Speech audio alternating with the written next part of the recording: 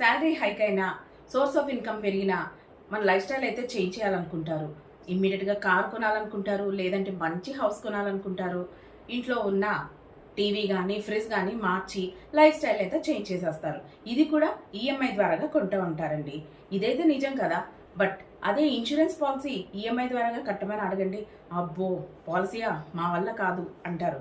కానీ వాళ్ళకి అవగాహన లేకే అలా అంటారండి. ఒక్కసారి ఆ సంపాదించే వ్యక్తికి ఏదైనా జరిగిందనుకోండి, ఇవన్నీ ఉండవండి. మనకి బంగ్లా ఉండదు, కార్ ఉండదు, ఏమీ ఉండవు. ఎందుకంటే ఈఎంఐ కట్టాలి కదా. ఇంట్లో ఏదైనా ఆస్తులు ఉన్నాయనుకోండి, దాంతో అయితే క్లియర్ చేసుకుంటారు. బట్ లైఫ్ స్టైల్ అయితే మాత్రం అతను ఏదైతే ప్రేమించి అతని కుటుంబానికి ఇచ్చాడో అవన్నీ పోతాయండి. పాలసీ తీసుకున్న వ్యక్తి లైవ్లో ఉన్నా లేకపోయినా ఫ్యామిలీ ఇష్టపడే ఫ్యామిలీ అదే లైఫ్ స్టైల్ లీడ్ చేయాలి అంటే కంపల్సరిగా ఇన్సూరెన్స్ పాలసీ అనేది తీసుకోవాలండి.